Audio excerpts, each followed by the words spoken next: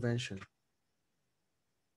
So I welcome you to this lecture. We're going to be looking at the overview of intrusion prevention. We want to understand what is intrusion, that is one, and then secondly, what is prevention? Maybe if I could just pose this question to you, what comes to your mind when you hear the word intrusion? Mic check. Mic check. Yes, Alex?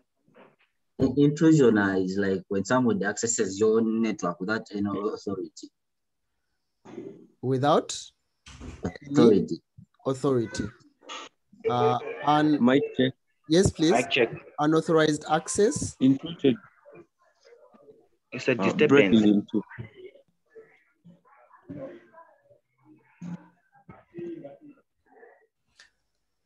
Okay, I didn't get that correctly. Mic check. Go ahead. It is backdoor entry to something. Backdoor, someone Entering through a backdoor. Okay, backdoor entry to something. Mic check.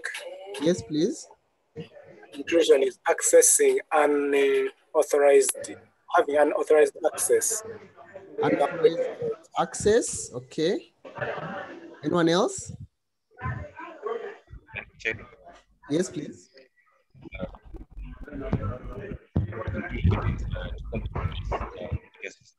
You're a bit low, Ian. Ian, you're a bit low. We can barely hear what you're trying to contribute to the class. Mic check. Yes, Tendai. I think intrusion is just a disturbance or something. Okay, like disturbance. All right, so I will ask now, what comes to your mind when you hear the word prevention? Just tell me what you think. Mic check. Yes, Romeo? Measures taken to, I'm using the same word, to prevent intrusion or to defend before intrusion happens. Okay. Mic check. Mic check. Mic check. It's avoiding. It means Yes, Emmanuel? Actually, it means putting measures to avoid the possible risks in the long run. To avoid. mic check.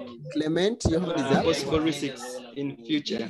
Yes, prevention are measures that are put in place to avoid the intrusion in the network. To avoid the intrusion in the network. On the network. Okay. Yes.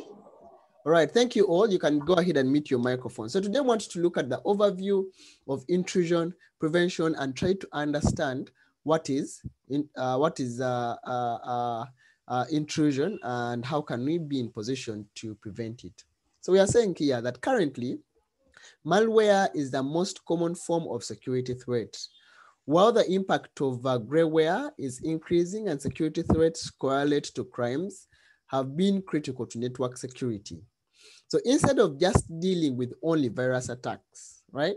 Users now have to fend off combination of network threats, including viruses, including hacker intrusions, Trojan horses, botnets, and spyware.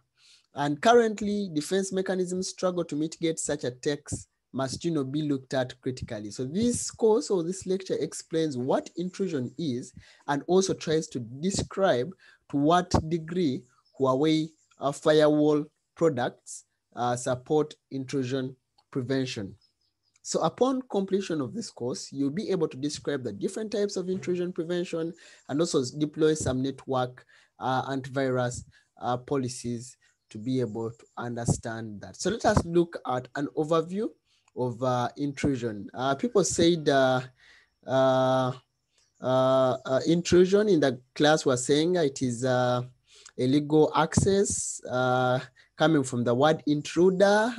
Here, Chris said intrusion is unauthorized access. Christopher says an action, I think was referring to prevention, an action of stopping something from happening. whereas Natasha at Haile said intrusion is when someone taps your information without your consent. Christopher said the action of stopping something from happening.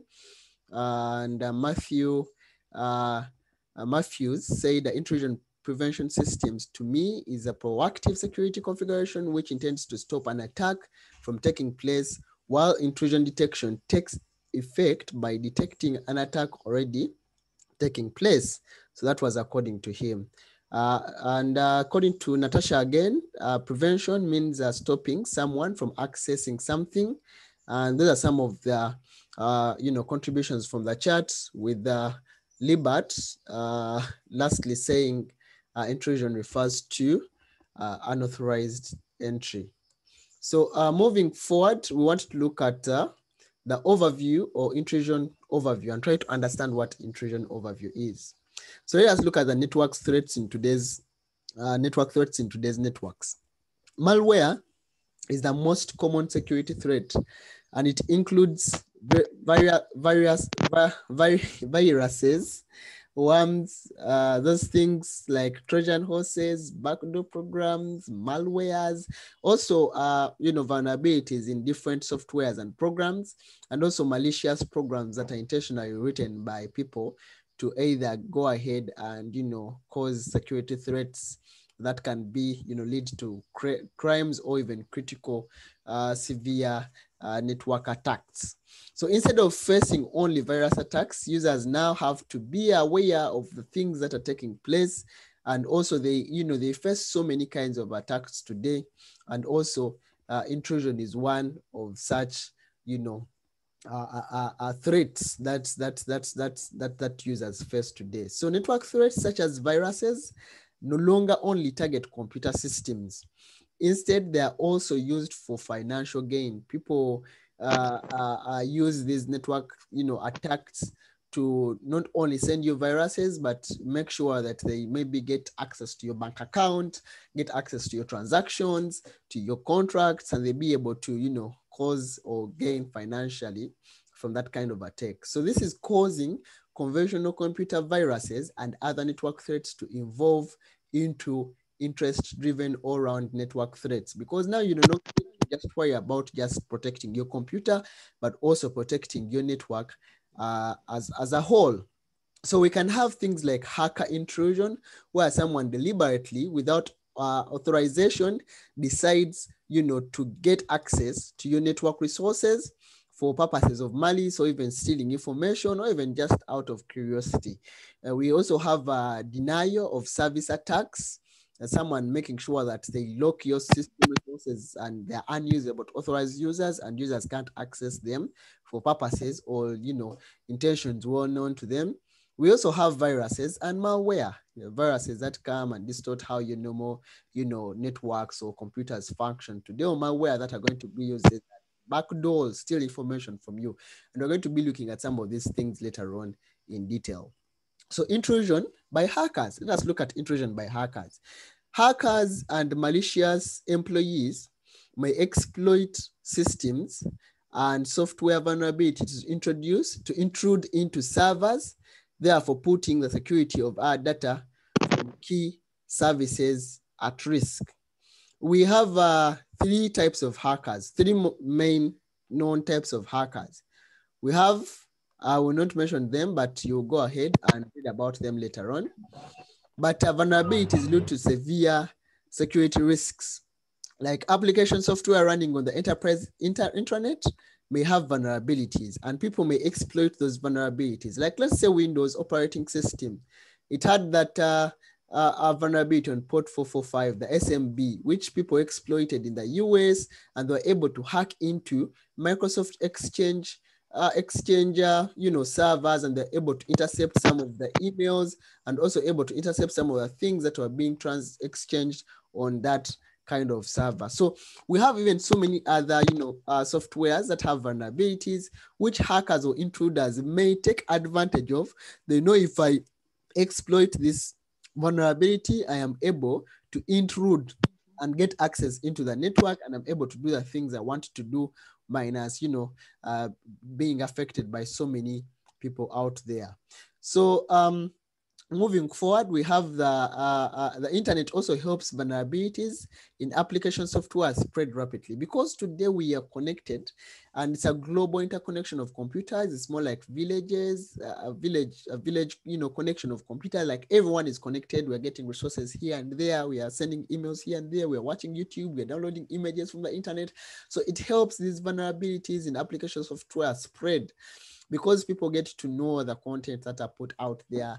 Like it just makes it easy for people to find all the information they need about vulnerabilities. Also for people to be able to propagate their malwares onto your networks through the internet. So worms spread, these guys here you're seeing, we are saying that they spread by exploiting application software vulnerabilities, thus consuming our network bandwidth and also damaging some kind of important data.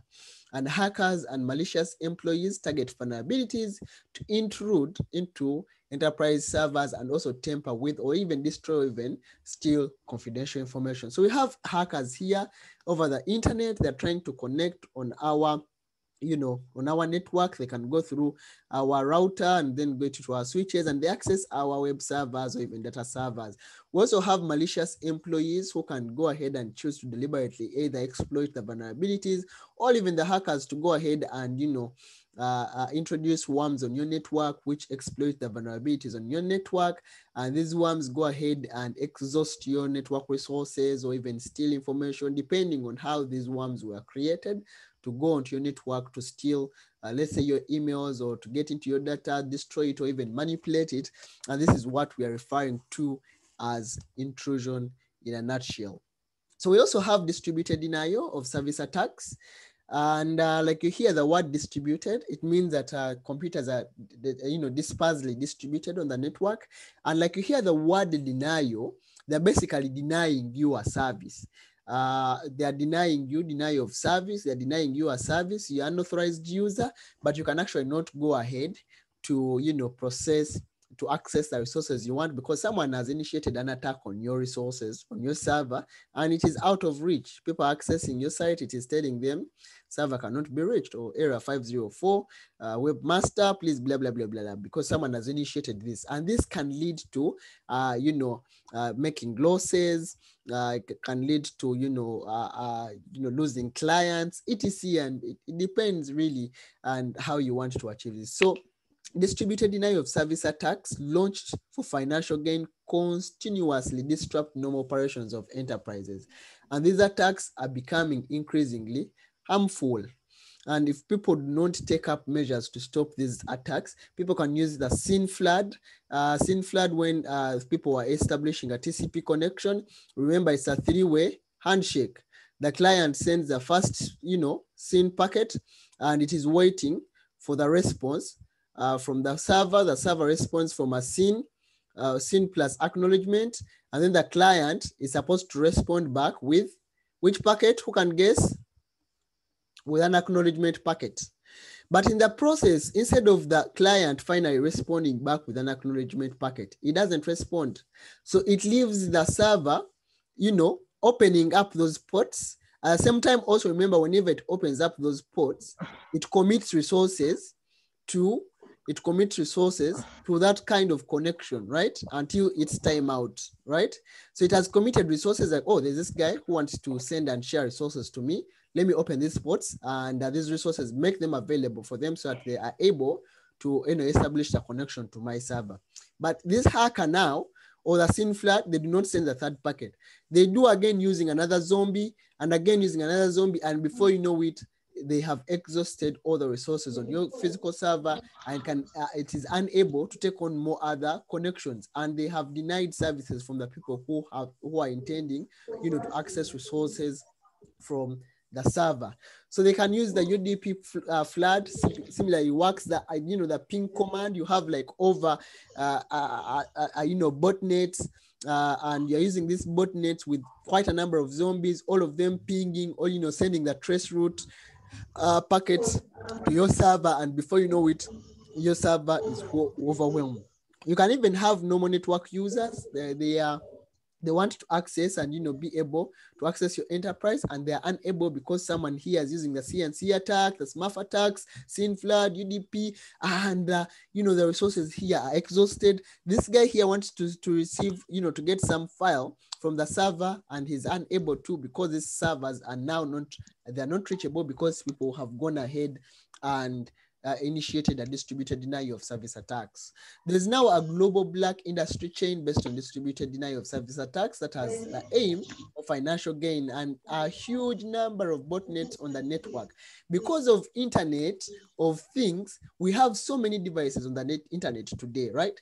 We have IP cameras, we have DVR, decoders to get our IP cameras. We have smart TVs. We have, smart watches. We have our mobile devices. We have our fridges. We have so many things. Even lights today. People have lights in their sitting room, and they are all connected to the internet. They can turn them on when they're in their bedroom, when they're at their workplace. We even have smart homes where everything in that home is generally, automated and networked for other purposes, which are really good. But now people can leverage on some of those port vulnerabilities on your routers, network devices on the network, and they use them as botnets. A botnet, remember in the previous class, we said a botnet is a group of what? We said a botnet is a group of? Anyone who remembers? Zombies. Yes. Zombies. And what are zombies? A zombie is a computer that is being controlled by an external server, probably belonging to a hacker. Yes, very good. So these are hosts over the network or the internet that have been hijacked, right? Let me just use the word hijacked. They've been hijacked by the hacker, and the hacker is manipulating them to do whatever they want, right? He's exploiting them to do whatever. So the hacker is going to hijack quite a number of those devices on the network, like the home routers, like, the TVs, like IP cameras on the network. And then they're going to form a group of botnet, and they'll use those botnets to, execute and carry out their attacks. So these may be launched for either blackmail or distributing or disrupting competitors. Your competitor, it's going to be a big day. It's Black Friday in US. You don't want your competitor to outcompete you, so you decide to crash their network, and their clients are unable, leaving their only option to come and buy from you. So these attacks usually occupy bandwidth to bring the network down. They exhaust server resources here on your enterprise to prevent server from responding to normal authorized requests from the users, right? And they go ahead or even crash the entire system, ultimately causing services to fail. Not good for businesses. So let's also look at viruses and malware. We have looked at some of these things already, and I'm not going to spend a lot of time on them. But we said a virus is a type of malicious code. Someone sits down and writes malicious code. This code, whenever it gets here, it should be basically malicious in a sense. So we have viruses. We are saying it's a type of malicious code that infects or attaches to application programs or files and spreads through protocols such as email or file sharing protocols, threatening the security of user hosts and networks. Viruses perform various types of harmful activities or infected hosts, such as exhausting also host resources, occupying the bandwidth, controlling host permissions, stealing user data, corrupting host hardware, etc., etc. So these are what we're calling viruses and malware. So an increasing number of enterprise service applications depend on IT information systems. That is very true. Minus systems, we even have no, enterprise services. So the operation of services is under threat from viruses, Trojan horses, and spyware. You don't know where your employees are getting things from. You give your employee a laptop for work purposes, but they go ahead and watch movies from them. Go ahead, do their personal things, study from them, put in flash disks, download things over the internet. So every single day, these kinds of services are under threat from these kinds of viruses, Trojan horses, and spyware. Viruses and Trojan horses and spyware, they invade the internet mainly through web browsing and email translation. That is one of the major common way of transmitting them, much as some can also be transmitted over storage media. But you can at least get storage media from a few people, but you access your email almost every single day. You browse different, sites almost every single day. So that is one of the major common ways how these guys, get an intrude onto your intranet. So viruses can crash computer system. They can tamper with or destroy your service data. The Trojan horses also enable hackers. So if someone comes up with a Trojan horse, these guys here go ahead and enable they enable hackers to steal key information on computers as well as even crash them. So spyware collects useful and transmits sensitive information to enterprise employees, thus disturbing normal services. So it is difficult for basically just an antivirus on your end computer to globally prevent the outbreak of services. It is difficult because if it's just your virus on your computer, the network itself will be affected. These worms can even affect switches. They can go ahead and even go on to, different servers on your network. The Trojan horses, that different spyware, the backdoors that, hackers can implant on normal softwares, and then you go ahead and be victim of such operations. So what is an intrusion? You guys have already told me what an intrusion is, and we have quite a number of, kinds of intrusion. Someone tampering with web pages, they go ahead and, instead of having Amazon.com, they write Ama, and then they say, go ahead, and this is a better key, and they say Amazon.com, send you a link, excited anniversary for Amazon, go ahead and click on it. It looks exactly like Amazon. Go ahead, you purchase something that looks extremely very low because they have told you it's anniversary. They ask you for your bank details. Go ahead, punch in your card number, expiry date. After punching in your expiry date, they ask for your CSV. Go ahead and put it in. Thank you. Your purchase has been confirmed. You are happy. You are waiting for Amazon to deliver. You wait. The next day you check on your bank account, or your bank is calling you, telling you you have an overdraft of $2,000, which was a limit which you have set, and you're like, how? It can't happen. I've not used this. I've only bought something from Amazon. And like, no. Actually, you used your card to either transfer this or to purchase this and this and this and this, and boom, you have been hacked. Well, you thought you are visiting Amazon, yet you are visiting a web page which has been tampered with to appear to deceive you to be as if it's Amazon, right? Because once someone has all these details about you, they just need to know the card number, the expiry of your card number, and CSV. If you have enabled credit transactions on your card, definitely they will be able to get access to your system. So cracking system, passwords, copying and viewing sensitive data, all those are kinds of, intrusions, accessing servers without authorizations, obtaining raw packets with special hardware. They go there and they be like man in the middle. They listen to the packets and, get those packets and make meaningful sense out of them, or even implanting Trojan horses in your hosts, which will be able to give them a lot of details. So, we have the future of the intrusion, and also we have the threat. The threat here is a hacker intrusion. We have distributed denial of service attack. We have malware. Unauthorized access, if it is a hacker, they can gain unauthorized access. Distributed denial of service attacks, they gain unauthorized access, and also viruses and malware gain unauthorized access. When it comes to unauthorized tampering, a hacker can get into your network resources and tamper your things, delete them, modify them, and do whatever they have to do. Because this is a distributed denial of service attack, it just denies you from accessing services. So there is no necessarily tampering of your information, but it has denied you from accessing your, your things. And also viruses and malware can actually go ahead and modify your details. When it comes to the hacker, and it comes to unauthorized damage, the hacker can cause a lot of damage. The distributed denial of service can cause damage, as well as malware and viruses. So what are the similarities of preceding network threats? These are some of the similarities we have just looked at. And we are saying that here an intrusion, like many of you have told me, is unauthorized attempt to access system information system resources, tamper with system data, and also paralyze the system. This is what we are referring to when we say intrusion. So the purpose of an intrusion is to compromise system integrity, confidentiality, availability, and controllability.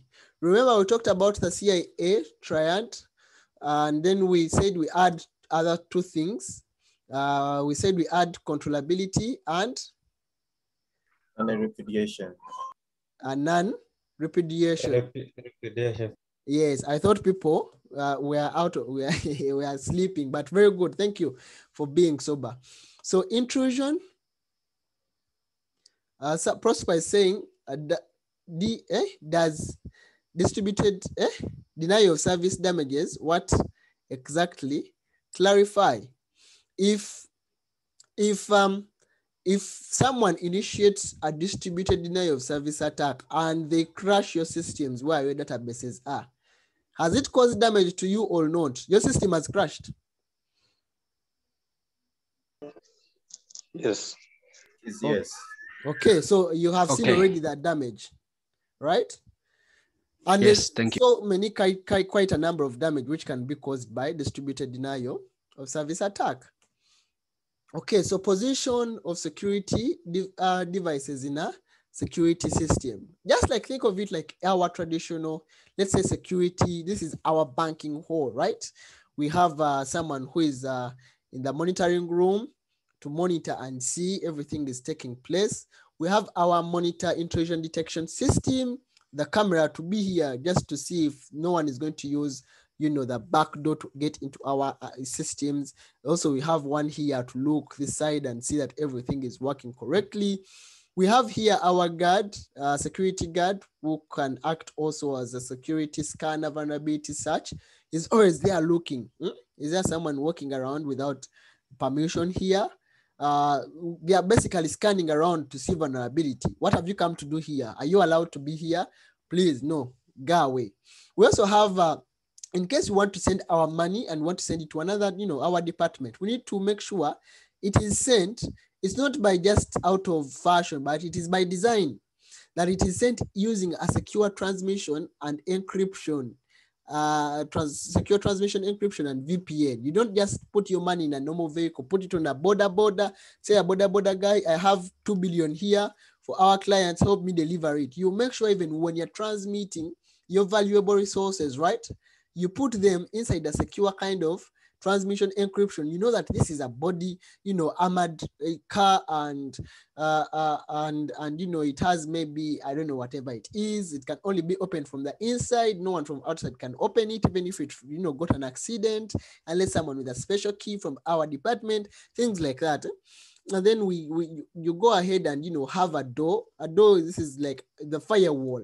It will not open for you unless the access control system allows you. And this access control system, like the ID, you know, authentication access control, like, okay, someone is allowed in, then we have get their identity, they pass their card, and then they're able to be allowed in. Then you have guys here to confirm, yes, this guy has been allowed in, but is he the one? Let me see on the camera, how is he behaving? What is he even doing on our network? So you have someone who is going ahead. You even have the hard security, hardened room system, hardening immunity. Make sure even when you're building your room, like it is, you know, hardened, like someone cannot just, you know, go ahead and drill inside it. And basically also our position of security devices in a system work exactly or similarly to this kind of arrangement that you have just seen.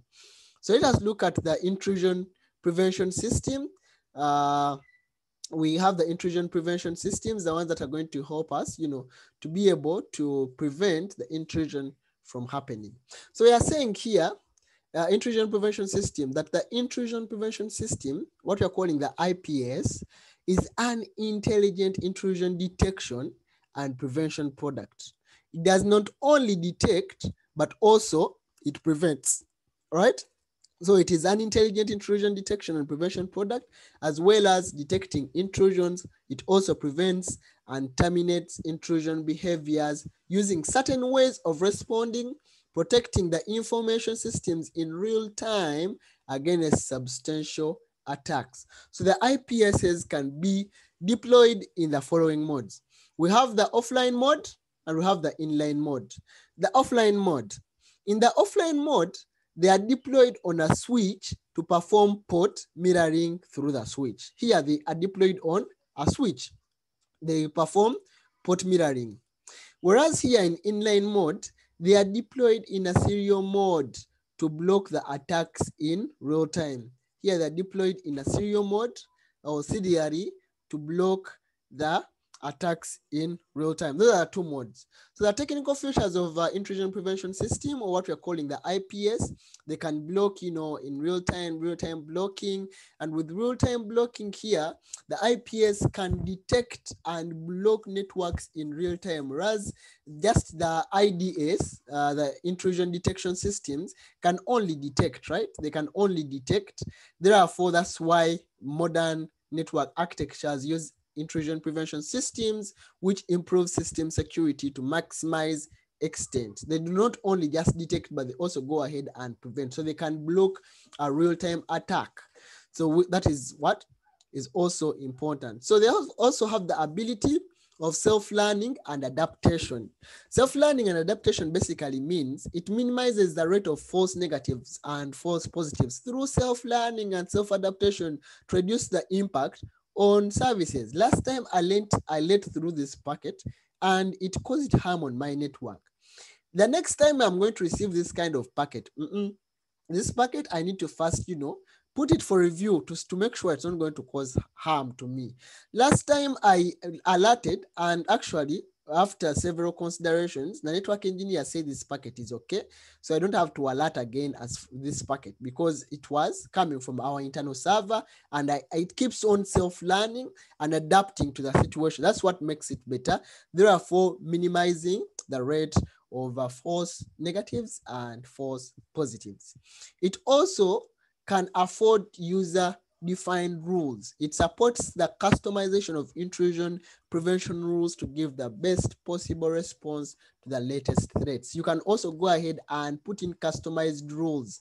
You as the security engineer say, okay, these packets from, let's say, torrent sites, I don't want them because, many of their people download things with viruses attached to them. So on my networks, whenever someone wants to access this, please go ahead, do not go ahead and allow packets that are going to come in through like that. So we also have service awareness, and the IPSs can be able to detect exceptions or attacks at the application layer.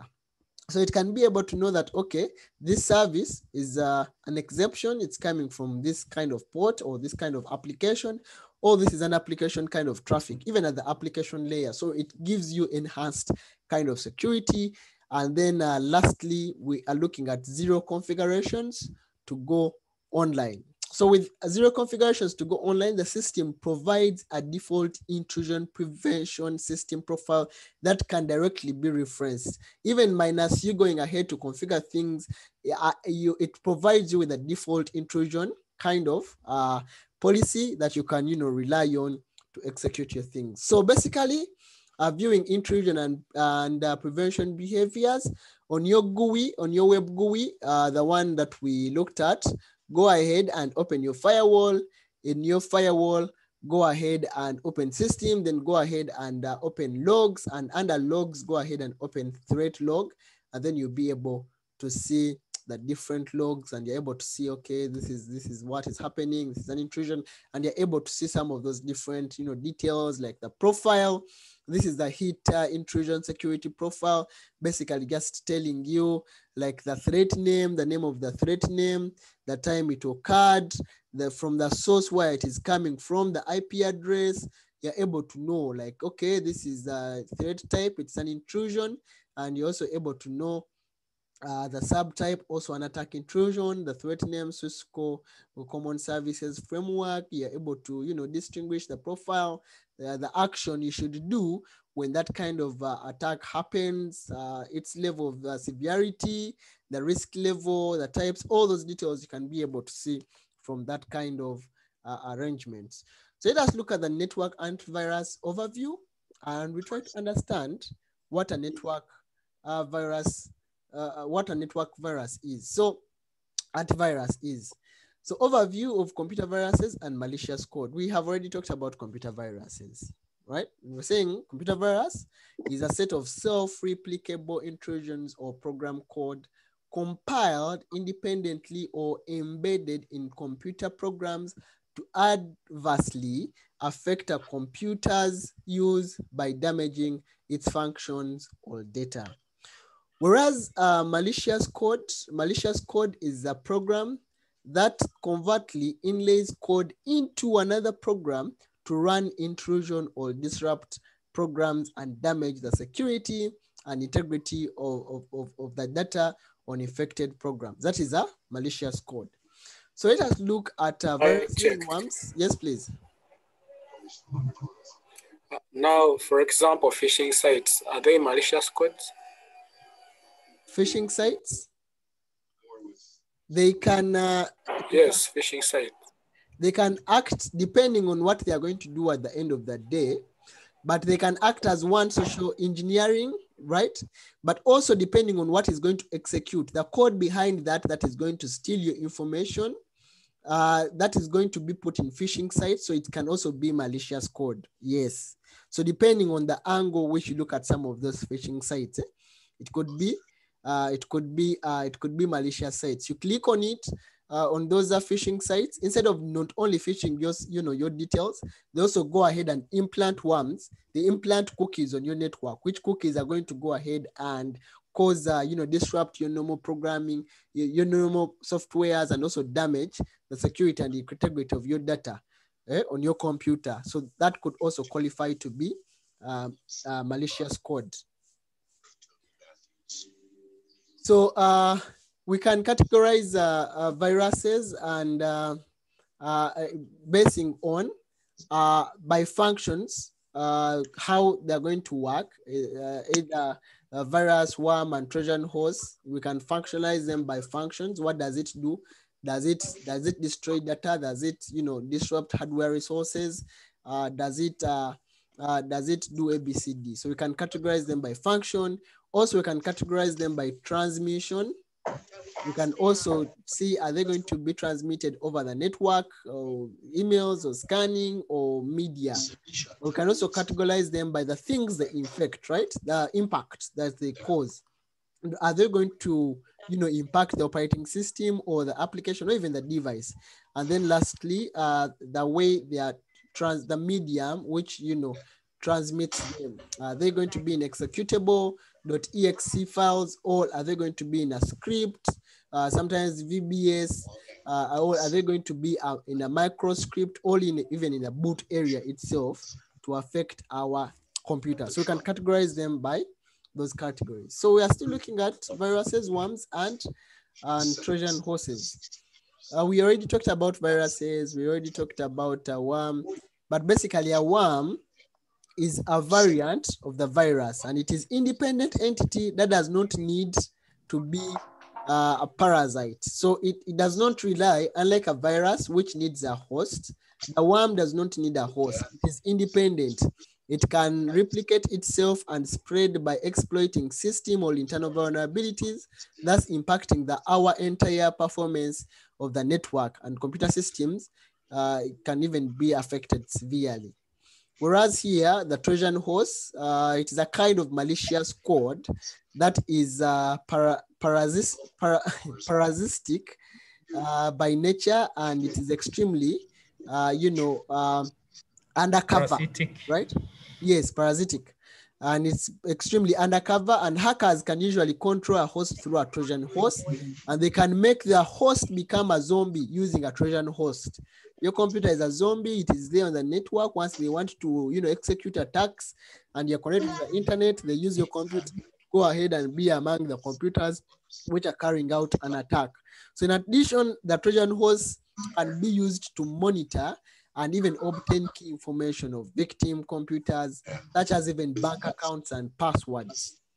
So when we talk about using an antivirus, we are referring to mitigating of these malicious codes. So if you're using an antivirus, we are trying to make sure that we mitigate these codes which were, written maliciously to affect our normal functioning of our networks or systems. So this is basically a distinguished overview of viruses, worms, and Trojan horses. I'm not going to really go through everything, but when you get the slides, kindly go through them. Like I've just been saying, the existence here, the virus is relies on a host for it to survive. The worm can be independent. Also, the Trojan horse relies on a host. It has to be attached on some kind of executable or a file or something. And replication, it inserts it into host programs, and then after it keeps on copying itself in, other programs. Whereas worms, they have a capability of reproducing and self-replicating itself, and they keep on propagating the network. And this one is not self-replicating. Means of infection, running on hosts programs. Here it relies on system vulnerabilities, like the different port numbers on the system, and then it goes ahead and affects your entire network or system. And this one based on carriers or functions. Infected targets, mostly local files. Here, other computers on the network, and then zombie hosts, the Trojan horses. And then triggering mechanism, computer users usually go ahead and open that file. Once you open it, then the virus can go ahead and affect your computer. Here it can work on programs, different programs, and here people can even be able to access your computer remotely. Affected target for system, here network performance, system performance. Here information theft or denial of service attacks. Prevention measure and viruses, removing from host programs. Here you can do patching to make sure you remove those vulnerabilities. And here by preventing Trojan horses implantation using softwares like antiviruses. So let us look at the antivirus technology. We have already understood that that the antivirus is the code that is going to help us, take care of the malicious codes. I know in module 2, which I asked you to read, there was antiviruses, host antiviruses in the operating system, and they also talked about antiviruses briefly. So an antivirus, we can have a single device antivirus, and it can be implemented by just basically going ahead and installing your software, or a professional antivirus tool, which is going to help you to detect viruses or malicious codes like Trojan horses, worms, etc. So some detection tools can also provide the recovery function. Neutron Antivirus, Neutron was developed by Symantec, and it is a common antivirus software program and process explorer. Like you can see in this picture. This is a picture of, where's my pen? Oh, it's in Zoom. This is a picture of Neutron Antivirus, which was built on Symantec. So network antivirus refers to deploying an antivirus policies on a security gateway. You have your security gateway, security antivirus, which acts as your antivirus, and you have deployed on it. So like also on my PC here, I use Symantec, and it's also my software, my antivirus software, which can have different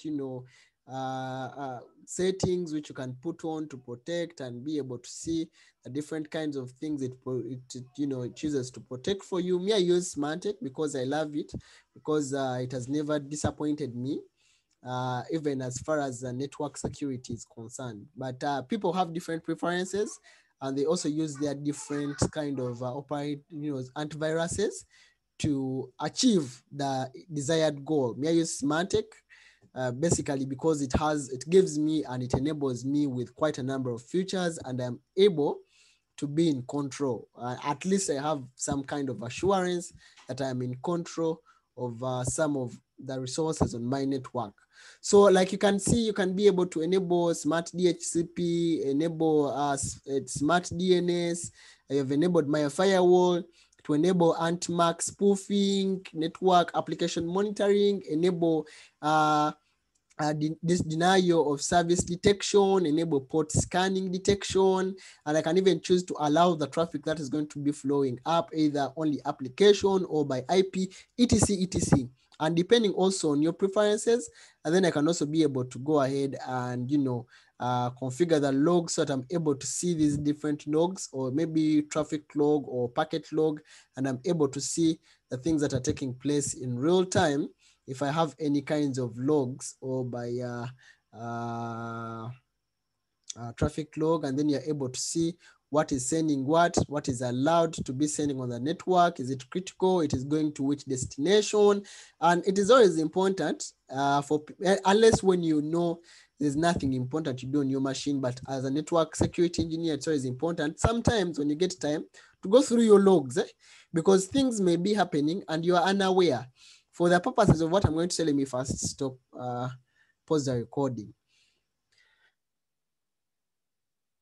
So we're looking at antivirus technologies, and we're saying based on zones, there are two types of antiviruses. We can have a single device antivirus. You install it on your device, or we can have a network device. Me, for single, I prefer Symantec, like I've told you, not that because they pay me, but because I know it has done a good job for me. Also, network antivirus still, I would still second Symantec. I've been part of organizations, quite a number of them, that are using Symantec, and it really provides good results. Oh, I've also seen Mitwa saying Symantec is very good for enterprise network that you can recommend at your organization. You can control and manage user devices. Yes, as far as even network antivirus, Symantec is also very good for being able to even control what other end users that their devices can be able to do as far as antiviruses are concerned. So an antivirus, network antivirus, basically means that it's a technology referring to deploying antivirus policies on a security gateway. So let us look at the network antivirus application scenario. We have said that antivirus is used for network security in following scenarios. Internet users, these internet users, they can access the internet and need to frequently download files from the internet. We agree. So therefore, you need to have some kind of network antivirus, because your users you have in your network will always have to access the internet and will always have to download files.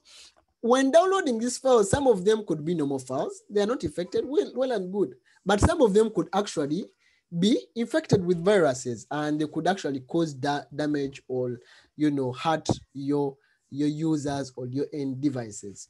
Also, servers deployed on an intranet need to frequently receive files uploaded by users. Users are somewhere, maybe extranet users are somewhere there, they upload and download files from these servers. And also that's why we need an antivirus to help us make sure that whatever they are downloading is a normal file, it is not infected, it has to go through, and all those ones that are infected, they have to be whatsoever blocked and they do not access our network.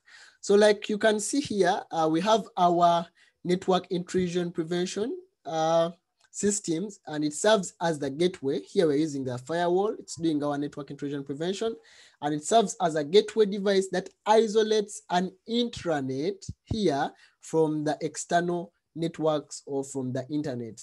So we have users here, PCs and servers on our intranet, and the intranet users can download these files from the internet, and the internet can and the internet users can also upload files to our servers. To ensure that the systems files to be uploaded or downloaded, the antivirus function should be configured on our network intrusion prevention kind of system.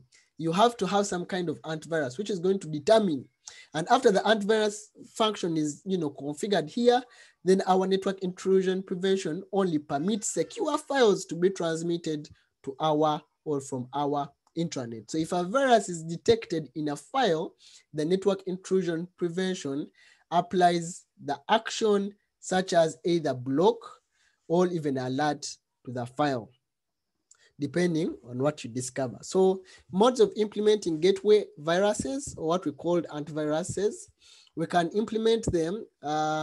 Currently, device vendors like UTM and FVG provide two antivirus scanning modes, like either proxy scanning and flow scanning. We're going to look at proxy scanning. When it comes to proxy scanning mode, here, the proxy antivirus gateway performs more advanced operations such as decompression and packing with high detection rate, but the performance and system overheads are large because all files are cached. Okay, they are large because all files are cached. So all the data packets that are going to be passing through the gateway that require virus detection are transparently transmitted to the gateway's protocol stack for caching and then sent to the antivirus detection engine. So here, like you hear the word proxy. Proxy means someone is going to act as an agent for someone that's going to catch. Whenever it's going to find those things, it's going to catch them and then later on send those packets to the virus detection engine of, let's say if you're using FVG, and then it will determine and say, okay, that has a virus signature, so therefore we have to block it, or we have to, last time we that one was okay, so we can allow it, so something like that. Whereas when it comes to flow scanning mode, the antivirus gateway has a high performance and low system overhead, but low detection rate. Here there's a high detection rate. Here we have a low detection. We have a low detection rate, but with better performance. Why? Because failing to cope up with, we don't catch here a lot, but also they do not look into compressed files or even shelled files. They just look at the open files, no catching, no whatsoever. It just goes ahead. We're going to look at them in detail, but how does the firewall antivirus work? We need to now basically come to appreciate and get to know how the firewall antivirus works. So we can, they have what they call the Intelligence Awareness Engine, the IAE. And the Intelligence Awareness Engine carries out in-depth analysis into network traffic to identify the protocol type, the file transmission direction, the ports, the layer, and everything, and even the application data. So it checks whether the antivirus supports this protocol type and file transfer direction. The firewall performs detection for files transferred using the following protocols like FTP, HTTP, POP3, that is for email, SMTP, Internet Message Access Control Protocol, the Network File System, Server Message Block, etc. The firewall supports virus detection for files that are uploaded and that are uploaded. It indicates that a file sent from the client to the server, and that's the one that are downloaded. It indicates that the files are sent from the server to the client. It checks whether they are whitelisted or is matched, and the network intrusion prevention does not perform antivirus detection on whitelisted files because they know this whitelisted file comprises of white, it matches with the whitelist rules. Yeah, so whitelist, you can configure whitelist rules to trusted domain names such as URLs, IP addresses, and IP addresses range to improve the network detection rate, and the white trust route applies only to a corresponding antivirus profile. So we have our antivirus here and want to understand basically how they are able to work in our firewall. So we have our intelligence.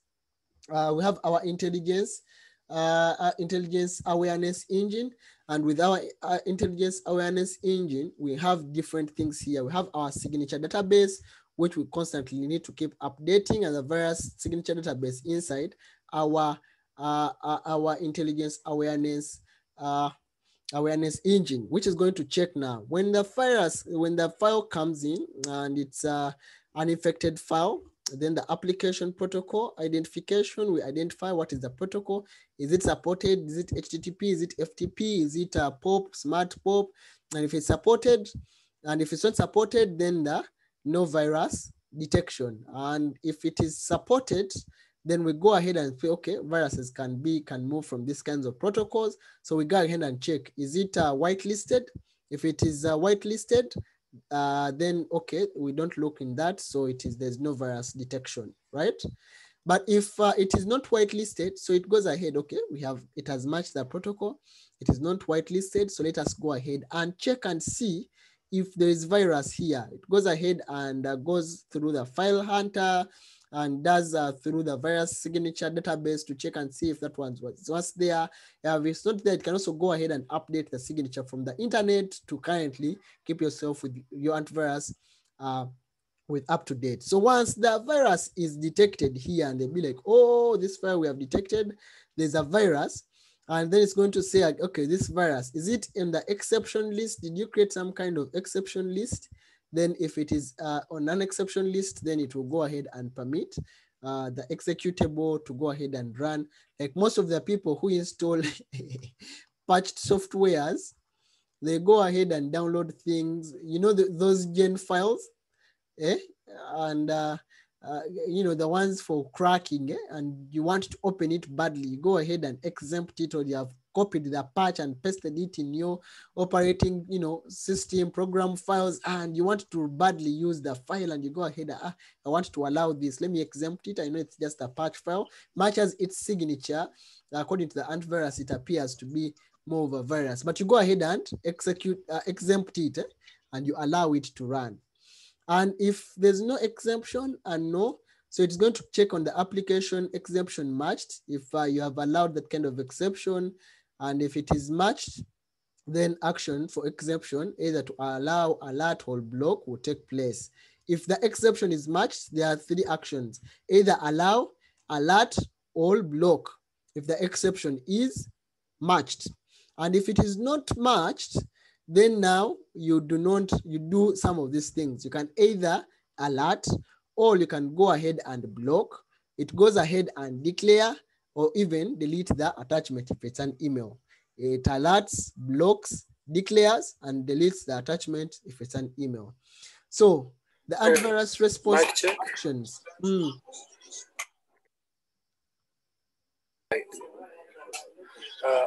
I would like to know more about this. For example, I create an HTML page. I'm going to refer to a phishing site. I create an HTML page designed exactly like Yahoo login, and I'm trying to capture someone's password or username. Yes, you said the antivirus updates the signature from the internet. Remember, these are normal codes, like HTML codes, because HTML codes are always filtered. How does it detect the difference between me capturing the password and a normal, let me say, a normal form? Because normal forms which submit passwords, normal forms which submit any information or usernames are not captured or are not filtered. How does it differentiate between the two? And where does it update the signature database from? Because yes, I always update my antivirus. Okay, Romeo, thank you. I want to say that your question and how you have phrased it, we're not looking at a virus there, right? It's actually a phishing site, just like I would send you a Google form, Romeo, today. It's normal, right? But in the fields, I'm asking you for your username, I'm asking you for your password.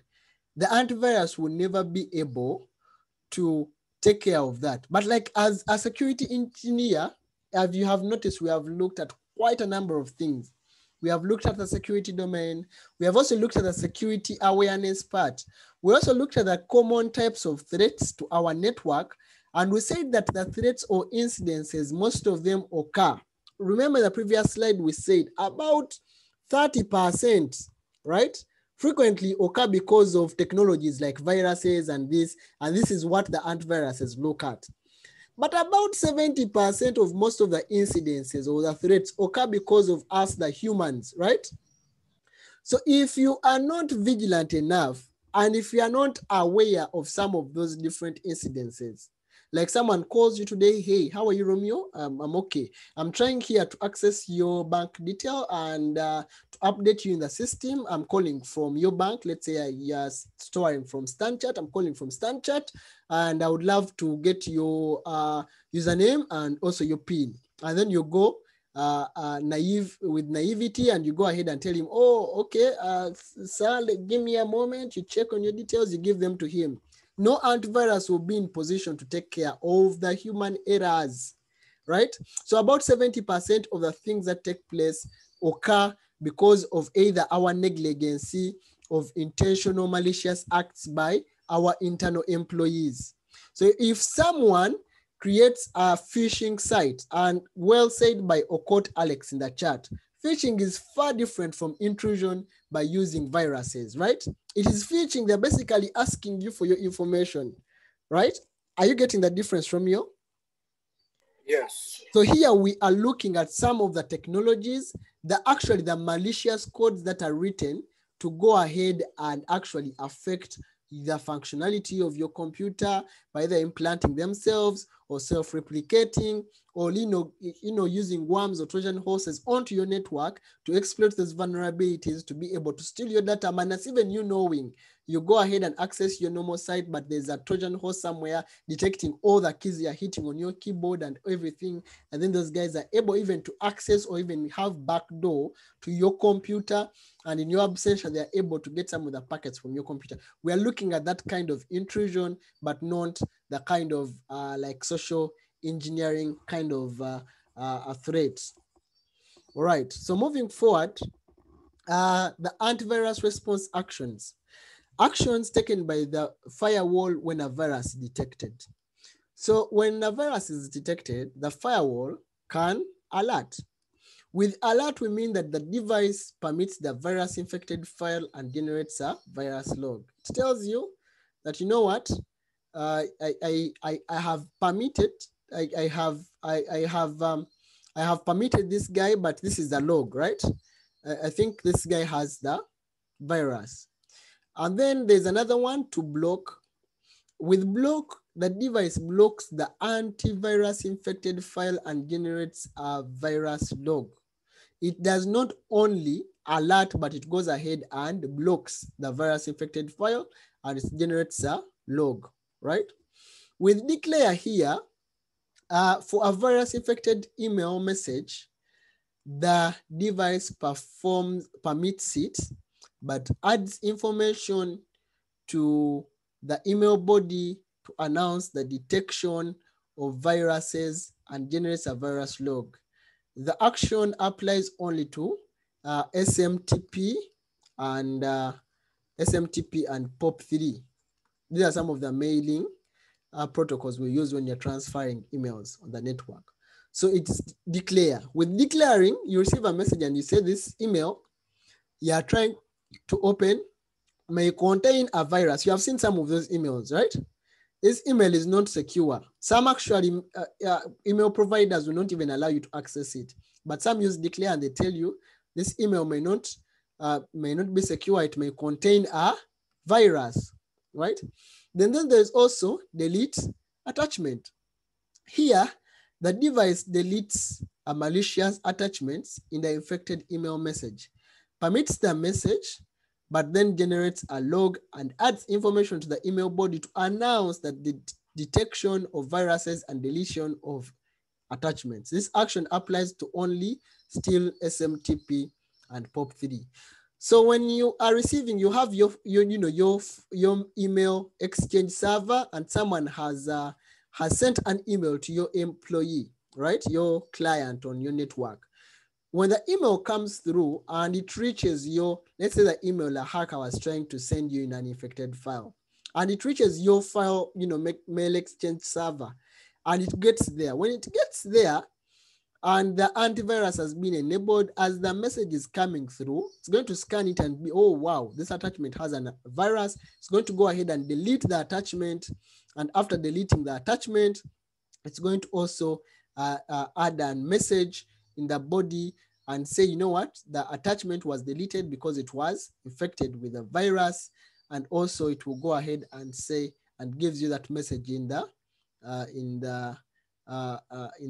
message body that we have deleted the attachments, and this email that we received later on, the attachment which was attached to it had or contained an antivirus. So checking the firewall antivirus results, still you can go under the logs, then you go to threat log, and then you search, and then you're able to see the virus logs. Here it will tell you that a warning, email.com zip is deleted from email because it contains an antivirus. So the mail antivirus prompt comes and also shows it to you. So after the virus is detected by the firewall, you can view a detailed firewall or antivirus result service log to know what has happened. And after the antivirus for HTTP and email protocol is configured, you can view relevant information in the access page or the email body. You can be able to view that. So this takes us to this quiz, which says, which of the following actions can be configured as the antivirus actions for SMTP? All. All of them. Come again? All of them. All of them. All of them? All of them. You are sure? Declare. A and B. It C. Yeah, it was C. clear and delete. Because SMTP, we are looking at an SMTP, email. yeah. We are looking at an email. And we have just said in the previous slide here. And I also said, when these ones, we look at protocols like HTTP, what was other protocols. But when it comes to SMTP, our email, we have one declare, and we said with declare, the email message, the device permits it but adds information to the email body to announce the detection of viruses and generates the virus log. And we say this action applies only SMTP all POP 3, right? And we said we have here, someone has noise in the background. Please, if you have people talking next to you and your microphone is unmuted, please mute it. We said here with delete attachment, here the device, your antivirus goes ahead and deletes malicious attachments, the infected email message. Please, if you have noise in the background, mute your microphone.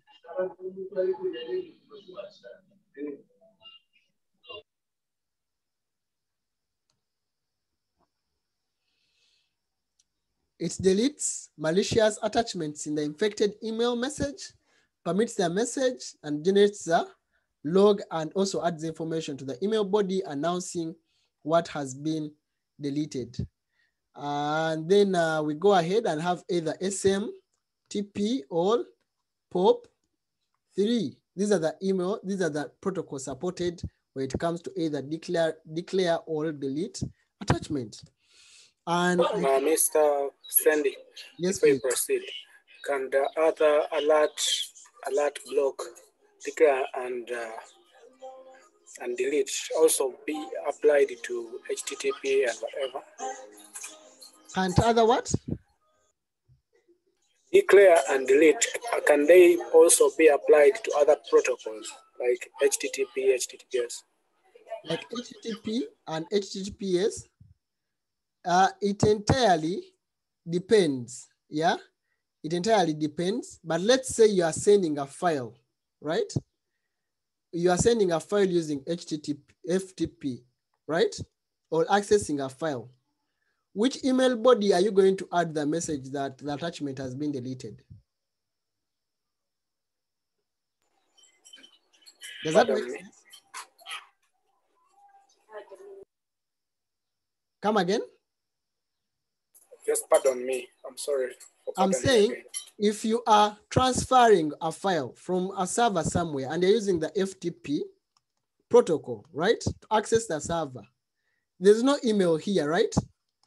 So how is the email going to add? How is the email going to add a body to the message to the email and say this attachment has been deleted, and therefore you can also go ahead and check this log of the email. There's no email attached to here. That's why this one works with SM, because we are dealing with emails here, attachments. You are sending a message and you're attaching or someone has sent you an email and they have attached an attachment, right? There are even other protocols for emails which are not supported, like IMAP. They're not supported with this. Does that make sense? Yes. So if you're using other protocol like HTTPS, right? HTTPS, you're just accessing a web browser. Here, you actually not be, the firewall will actually tell you the file you're downloading using FTP. Maybe you're in your browser and you click on the download button and then it's supposed to come here. Have you noticed on Chrome when you try to download, even Chrome itself has some of those engines. When you try to download some file which is infected, Chrome even automatically disappears it away from the download links. Even sometimes it tells you the file you're trying to access is, and it prompts you and you say that, for me, I want to download it, proceed and save. You have seen that? Yes. Yes, so it is alerting you, right? It is alerting you, but because you don't want to block it, you say proceed and save, and then you go ahead and download. But if you have an antivirus on your computer, actually it may go ahead and also block it and say this file has been put in quarantine. Does that make sense? Yes. Yes. Yes, absolutely. Well explained. Yes, so these also apply depending on the protocol you're using. So if we are talking about attachments in the email, we know, I can ask you now here, what are the protocols that we use for transferring and receiving emails today? SMTP. SMTP, POP3. POP3. POP3. Yes, POP3. IMAP. Yeah, IMAP. These are some of the common protocols we use for transferring and receiving emails on any other client that we have today. These are some of the most mainly used protocols for email exchange, isn't it? So if you're talking about emails, then you already know the kind of, things that apply, the protocols that apply, right, to the email, either email or even its attachment. So that brings me to my next question here. Another question. Sorry, I want to exhaust this. Now, in case it is a mild choice, and I'm given SMTP, POP, and IMAP, and then I'm asked, plus another protocol, and then I'm asked which of the protocols below support does declare and delete apply. Can I mark IMAP because it is an email protocol? Because to my knowledge, I know IMAP is not supported. I just want to be cleared or to be more informed. You go ahead and check SMTP, and then you go ahead and check IMAP. Maybe for us to better understand this, can I get a volunteer to try and explain to us the difference between why sometimes you can use IMAP all versus SMTP all POP3? What scenarios do we use this, guys? Mic check. Yes, please. I think let me try for IMAP and POP. Okay. I think IMAP and POP depends on whether you want to use synchronization and IMAP depends on whether you want to maintain your emails on your server or you want to download them onto the host. So these two are determined about that. I think POP3 downloads it to your host and IMAP keeps it on the server so that you can use, your other devices that you need to use to link to your email server, like iPhones, laptops, and desktops. Okay. A mic check? Yes, please. Thank you. I think the other advantages that you can find about using IMAP is you'll be able to access your emails wherever you go using different devices. But when you use POP3, you only be able to use to access your emails using that specific machine. So meaning that you might not have access to your emails, maybe if you go and use a different machine in an internet cafe. But if you're using IMAP, you'll be able to access your emails. Mic check? Yes, go ahead, Chulu. And maybe the reason is that when you're using POP3, there's no copy that is left on the mail server when you download your mails to your phone. Whilst IMAP, there's a copy that still remains on the mail server as you access. All right, thank you. Anyone else?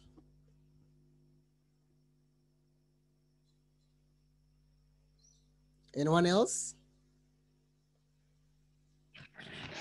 Mic check. Yes, please. I think the major difference between IMAP and the POP3 is about synchronization and so on and so forth. You would find that IMAP, you are able to synchronize. Data is going to be stored on your mobile device, for example, a phone. Whereas POP3, I think it's quite, it doesn't support such a feature. I don't know, something like that, anyway. Okay. Yes, let me ask, if you configure IMAP, can IMAP be used to send emails? Mic check. Yes, please. Yes, it can. It can be used to send emails? Yes. Okay. Oh, it can't. IMAP and POP3, it's only for receiving emails. SMTP is for sending mails. Exactly. Yeah. IMAP is for only, can you even tell me what IMAP is in full?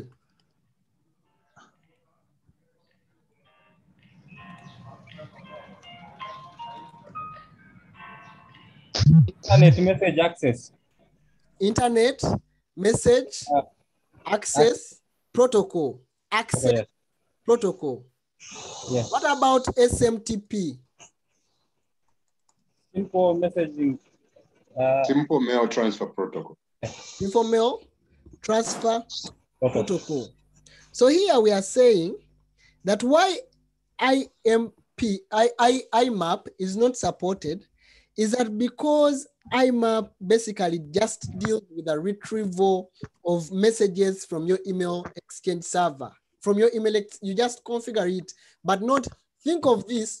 Don't think of this entire conversation as an end user, right? Think of it as a network security engineer or a network engineer. Think of this entire scenario as you are the guy in charge of configuring your mail exchange server. If you are configuring your mail exchange servers, which protocols do you think you would use on your mail exchange server? SMTP.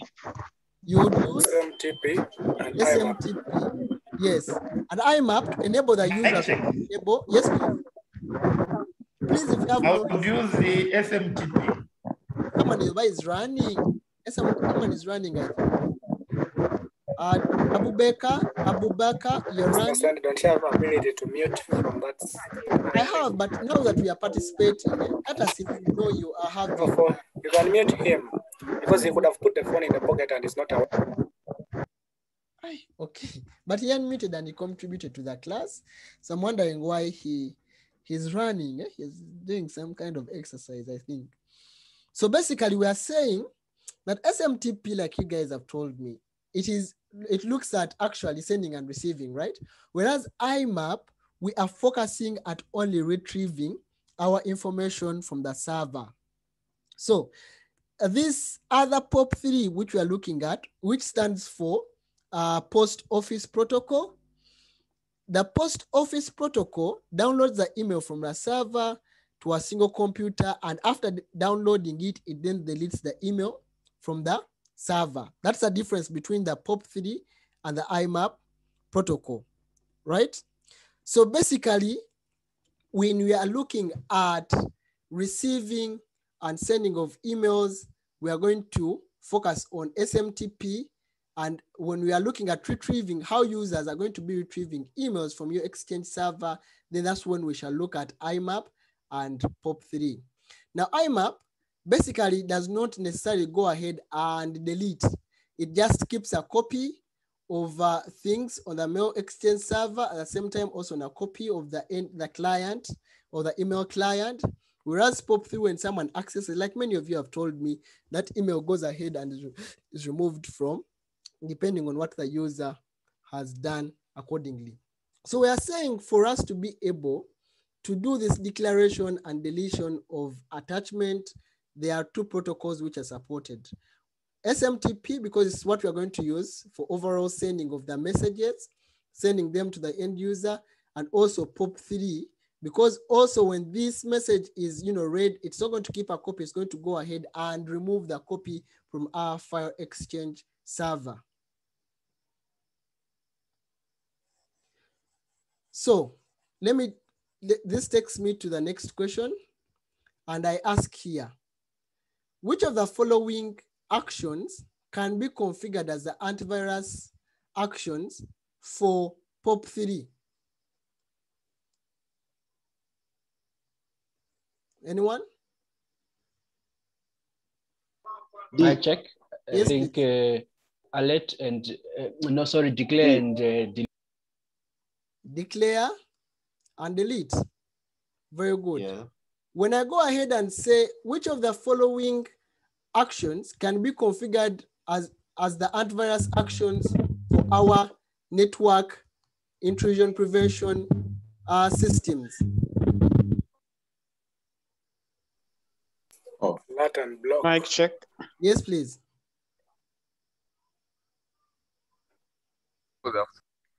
Come again. All of them. All of them. Very good. Okay. So lastly, single choice. Which of the following statements about intrusion prevention are false? Which of the following statements about intrusion prevention are false? A, ISP supports inline development method. B, ISPs can detect intrusion behaviors as well as block them online. C, viruses can be regarded as a type of intrusion and defend against them accordingly. D, ISP can interwork with a firewall for real-time blocking.